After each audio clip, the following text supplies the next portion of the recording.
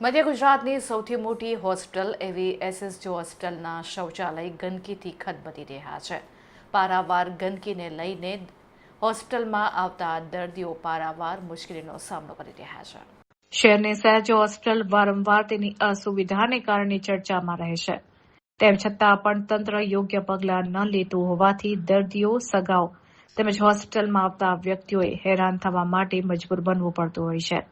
સહેજ હોસ્પિટલમાં ચાલી રહેલા શૌચાલયની સફાઈનો કોન્ટ્રાક્ટ પૂર્ણ થતા હોસ્પિટલના વિવિધ વિભાગના શૌચાલય ગંદકીથી ખદબદતા જોવા મળ્યા છે। તેમ છતાં હોસ્પિટલના 2 સેનેટરી ઇન્સ્પેક્ટર તેમની ઓફિસમાંથી બહાર નીકળવાની દરકાર લેતા નથી તેવું ખુદ હોસ્પિટલના કર્મીઓએ જણાવ્યું હતું। સહેજ હોસ્પિટલમાં 3 વર્ષ માટે સુલભ શૌચાલય નામની કંપનીને હોસ્પિટલના વિવિધ વિભાગના 108 શૌચાલય સાફ સફાઈ કરવાનો કોન્ટ્રાક્ટ આપવામાં આવ્યો હતો, જે ગત 30મી માર્ચે કોન્ટ્રાક્ટ પૂર્ણ થઈ ગયો છે। ત્યારબાદ સયાજી હોસ્પિટલના શૌચાલયની હાલત એકદમ ખસ્તાહાલ બની ગઈ છે। હાલમાં સરકાર દ્વારા સીધી કોન્ટ્રાક્ટની ભરતીથી 2 સેનેટરી ઇન્સ્પેક્ટર સયાજી હોસ્પિટલમાં મૂકવામાં આવ્યા છે, પરંતુ આ 2 ઓફિસર બહાર જ નીકળતા ન હોવાનું હોસ્પિટલના કર્મીઓ જણાવી રહ્યા છે। સયાજી હોસ્પિટલમાં સૌથી વધારે ગુજરાત સહિત બહારના રાજ્યના દર્દીઓ સારવાર લેવા માટે આવતા હોય છે।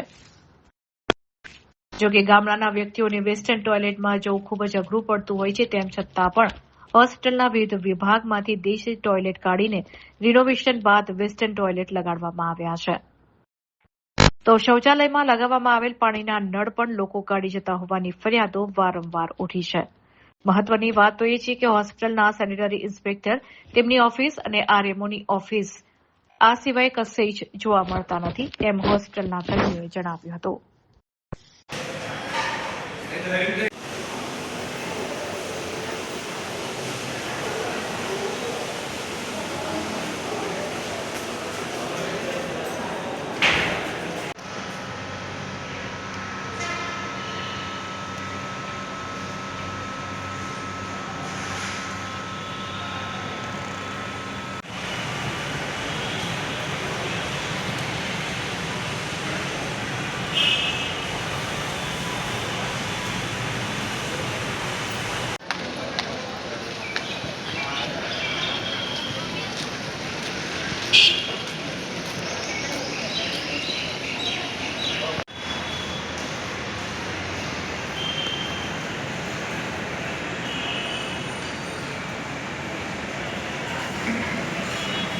ભાગ્ય મૂવો જ